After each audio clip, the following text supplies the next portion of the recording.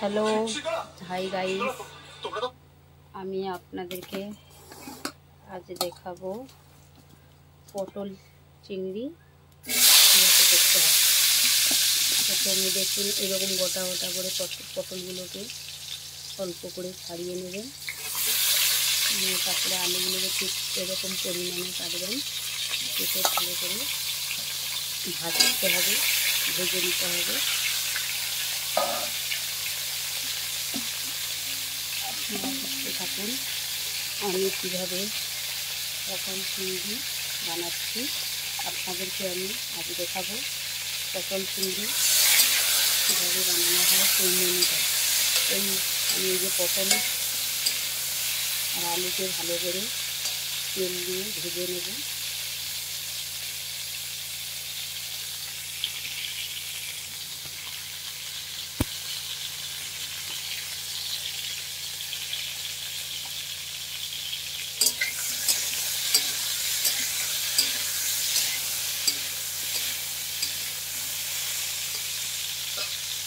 আগে আমাদের চিংড়ি মাছটাকে ভালো করে ভেজে নিতে হবে, তারপরে পটল আর আলু কড়ার মধ্যে তেল গরম করে দিয়ে ভালো করে ভাজতে হবে।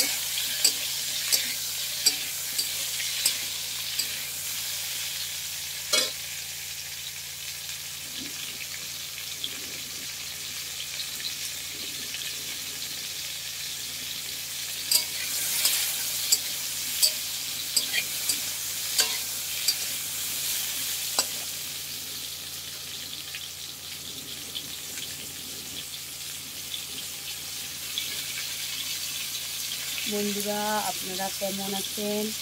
আজকের আমার হলো পটল চিংড়ি রান্না করেছি আর কলমি শাকের ভাজা করেছি। আপনারা দেখুন কলমি শাকটাকে এইভাবে ভাজা হয়ে গেছে, আপনাদের সামনে আনছি। এইভাবে কলমি শাকটা ভাজা হয়ে গেছে, এবার শুধু পটল চিংড়ি বললে আমার আজকে দুপুরের মেনু রেডি হয়ে যাবে। পটল চিংড়িটা কীভাবে রান্না করছি আপনারা একটু দেখতে থাকুন।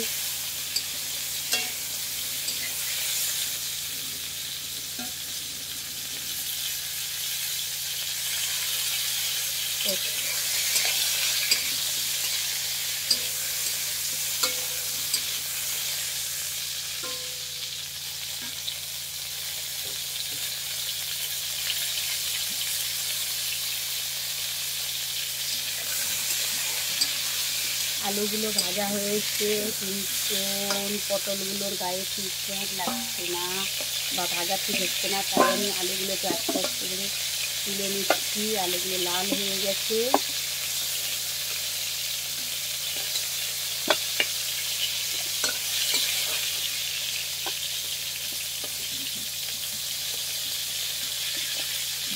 আলুগুলোকে তুলে নিয়েছি পটলটাকে ভালো করে লাল করে ভাজার জন্য। এবার দেখুন হালকা হালকা পটলও ভাজা হয়ে এসছে, লাল হয়ে এসছে। আপনারা ভালো করে লক্ষ্য রাখুন, পটলটা হালকা হালকা লাল হয়ে এসছে, পটলটাও ভাজা হয়ে এসছে। প্রথমে পটলটাকে এই যে অল্প অল্প করে ছাড়িয়ে নেবেন, ছাড়িয়ে আগে চেখে নিয়ে তারপরে হালকা হালকা করে এই ছালগুলো তুলে দেবেন। তুলে দিয়ে কিছু কিছু হালকা ছাল রাখবেন। পুরো ছাল তুলে দিলে তাহলে পটলটা সেই পটল চিংড়ি আর হবে না, কারণ পটলটা পুরো ঘেটে যাবে। তার জন্য হালকা হালকা ছাল রাখতে হবে যাতে পটলটা গোটা থাকে। দেওয়ার পরে পটলটা কেটে তার মধ্যে অল্প পরিমাণে লবণ ও হলুদ মাখিয়ে দেবেন। তারপরে পটলটাকে ভাজতে আরম্ভ করবেন। পটলটাকে পুরো পটল ভাজার মতন ভাজলে হবে না, হালকা করে একটু ভেজে নিতে হবে। ভেজে নিলে রান্না করলে তবে দেখতে ভালো লাগবে, নাহলে পটলের সবুজ ভাবটা হয়ে থাকে। আর পটল যদি না ভাজা হয় তাহলে পটল সবুজ লাগবে, সবুজ খেতেও ভালো লাগবে না, সবুজ গ্যাস করবে।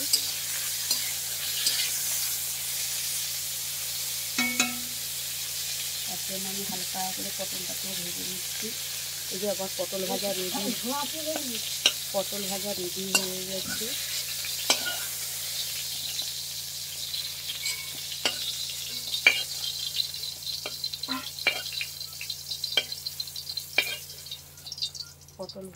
হয়ে গেছে।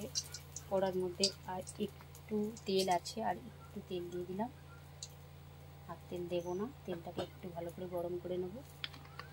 একটু পটল চিংড়ি করতে গেলে একটু তেল লাগে, একটু তেল বেশি পরিমাণ দিতে হয়। প্রথমে আমি এর মধ্যে 5 ফোঁটন দিয়ে দেবো, 5 ফোঁটন দিয়ে দিলাম।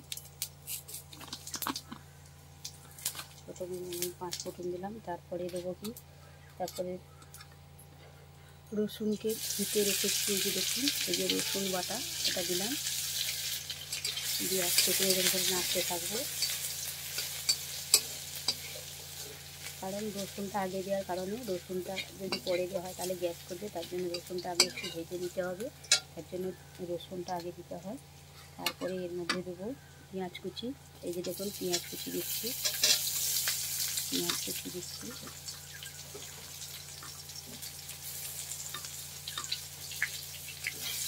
এই যে পেঁয়াজ কুচি দিলাম, দিয়ে এইভাবে নাড়তে থাকবো।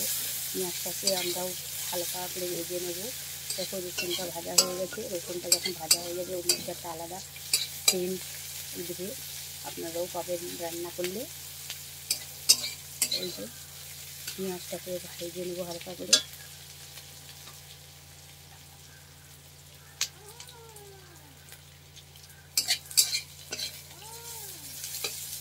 পেঁয়াজটাও হালকা করে ভাজা হয়ে এসছে। এবার এর মধ্যে অল্প করে এই যে আদাকে বাটা হয়েছে, এই যে আদা বাটা দিলাম, কম করে আদা বাটা দিলাম, দিয়ে এইভাবে নাড়তে থাকবো। আদাটাকে ভালো করে ভেজে দিতে হবে, কারণ আদা বাটাটা পরে দেওয়ার কারণ যদি আমি আগে দিয়ে দিই রসুনের সাথে আদা বাটা দিয়ে দিই তাহলে পোড়ার মধ্যে লেগে যাবে, পুড়ে যাবে, তরকারিটা তিতো লাগবে, খেতে ভালো লাগবে না। তার জন্য আদা বাটাটা একটু পরে দিতে হবে, আদা দিলে পোড়ায় লেগে যায়, তার জন্য আদাটা আমরা পরে দিয়ে থাকি। দেখো আমাদের পেঁয়াজ আদা রসুন সবই ভাজা হয়ে গেছে। এর মধ্যে আমি হালকা করে জল দেবো, হালকা করে একটুখানি মশলাটা কষতে হলে হালকা করে একটুখানি জল দিতে হবে। পটলের কষা খেতে হলে আগে ভালো করে মশলাটাকে কষে নিতে হবে। হালকা করে জল দিলাম, একটু কমিয়ে দেবো কারণ জোরে জ্বলছে, একটু গ্যাসটা কমিয়ে দিলাম। এই যে দেখুন অল্প পরিমাণে লবণ মাখানো আছে, তার জন্য অল্প পরিমাণে লবণটা তার স্বাদ মতন অল্প পরিমাণে দিতে হবে। লবণ দিলাম, লবণের পরে প্রথমে আমাকে লঙ্কা গুঁড়ি দিতে হবে। লঙ্কা গুঁড়োটাকে এই যে দেখুন লঙ্কা গুঁড়ি দিচ্ছি, যে লঙ্কা গুঁড়িটাকে ভালো করে আগে কষতে হবে, ভেজে নিতে হবে। এই যে লঙ্কা গুঁড়ি দিলাম, লঙ্কা গুঁড়ি দিয়ে ভালো করে আগে কষে নিতে হবে। দেখুন আমরা ওই যে কষে নিচ্ছি, লঙ্কা গুঁড়ি দিয়ে ভালো করে যে কষছি।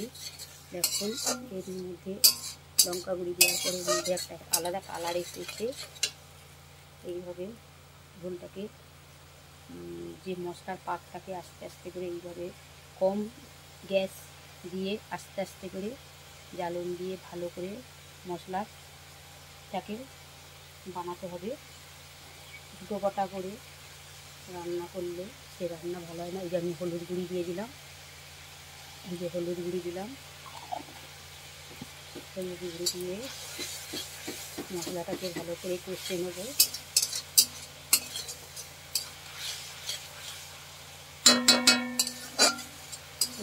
দেখুন খুব সুন্দর একটা কালার এসেছে, আমরা দেখতে পাচ্ছি খুব সুন্দর একটা পোড়ার মধ্যে কালার এসেছে। এইরকম সুন্দর কালার করতে হলে অবশ্যই এই পদ্ধতিতে আপনারা রান্না করবেন। আপনাদের তরকারির মধ্যে স্বাদ লাগবে, টেস্টও লাগবে এবং খুব সুন্দর লাগবে। দেখুন মশলাটা কষা হয়েছে কিনা আপনারা নিজের চোখে দেখতে পাবেন। সেটা হচ্ছে আপনাদেরকে আগে দেখতে হবে যে মশলাটা যদি কষা হয়ে থাকে তাহলে দেখবেন এই যে মশলার উপরে একটা তেল ভাসতে আরম্ভ করেছে। আপনারা ভালো করে লক্ষ্য রাখবেন, মশলার উপরে একটা তেল ভাসতে আরম্ভ করেছে, তখন আপনারা মনে করবেন যে এই মশলাটা কষা হয়ে এসছে। এবার এর মধ্যে আমি তুলে দেবো। পটলের চিংড়ি করতে গেলে এর মধ্যে আমি যে দেখুন এই যে চিংড়ি মাছগুলোর মধ্যে দিয়ে দিলাম।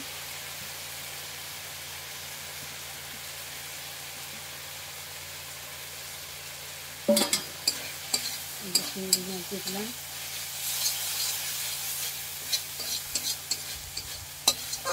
পটল চিংড়ি করতে গেলে মশলার সাথে চিংড়ি মাছটাকে ভালো করে কষতে নিতে হবে।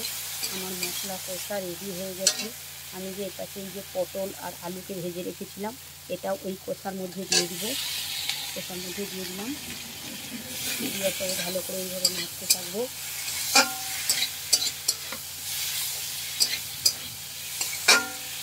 দেখুন খুব সুন্দর একটা কালার এসেছে।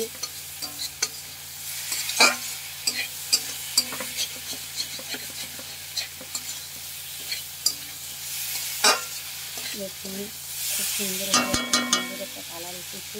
আপনাকে দেখতে পাচ্ছেন বন্ধুরা, আই গাইস, আপনারা হয়তো এই সুন্দরভাবে এই কালারটাকে উপলব্ধ করতে পারছেন। উপলব্ধ করুন যে খুব সুন্দর একটা কালার এসেছে। আগে তো দেখতে হবে তরকারিটা সুন্দর রং হয়েছে কিনা, কারণ আগে দর্শনধারী তারপরে গুণবিচারী। আগে তুমি দেখতে সুন্দর হলে হবে না, আগে দেখতে হবে এই তরকারিটা রং হয়েছে না। এই তরকারির মধ্যে জল দিয়ে দিলাম, দিয়ে তরকারিটা কিছুক্ষণ আমি ফুটাবো। তারপরে আলু সিদ্ধ হয়ে গেলে আমি অবশ্যই তরকারিটা নামিয়ে নেব। দেখুন তরকারির মধ্যে একটা খুব সুন্দর একটা কালার এসেছে। হ্যাঁ, যে কথাটা বলেছিলাম যে আগে দর্শনধারী তারপরে গুণবিচারী। আগে দেখতে হবে যে তরকারিটা খুব সুন্দর, আর তরকারিটা যদি খুব সুন্দর দেখতে লাগে তাহলে ভাবতে হবে যে দর্শন খুব সুন্দর দেখলে দেখতে সুন্দর, তাহলে তারপরে তার কী লেগেছে, স্বাদ ভালো লেগেছে না খারাপ লেগেছে পরে তার বিচার হবে। আপনারা দেখতে থাকুন, খুব সুন্দর একটা কালার এসেছে তরকারিটার মধ্যে। আলুটা সিদ্ধ হওয়ার জন্য আমি একটু ঢাকিয়ে দেবো। এই যে ঢাকিয়ে দিলাম। বন্ধুরা আপনারা তাহলে অবশ্যই আসবেন আমার কাছে। আমার হাতের কি পটল চিংড়ি আপনাদেরকে অবশ্যই খেতে হবে। আপনাদেরকে খাওয়ার জন্য আপনারা যদি কেউ পটল চিংড়ি খেতে চান অবশ্যই আমার এই নামখানা মদনগঞ্জ ব্লকের আমার বাড়ি আছে, বাড়িতে অবশ্যই আসবেন। আসলে আমি আপনাদেরকে নিজের হাতে পটল চিংড়ি করে খাওয়াবো।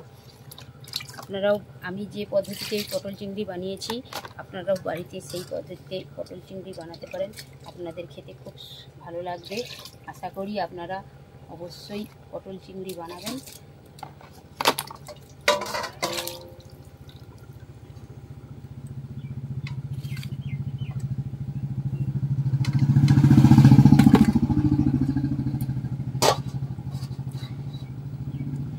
আমি আপনাদেরকে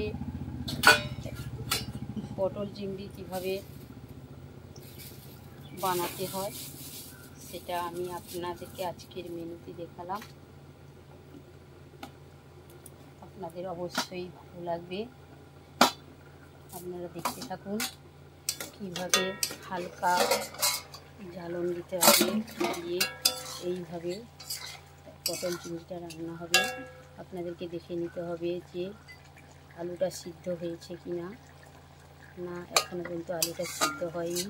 তার জন্য তোমাদের ঢাকা দিয়ে রাখতে হবে। আস্তে আস্তে খুব সুন্দরভাবে আস্তে আস্তে জ্বালনের মধ্যে আস্তে আস্তে এইরকম ঢাকা দিয়ে পটল চিংড়ি রান্না করতে হবে।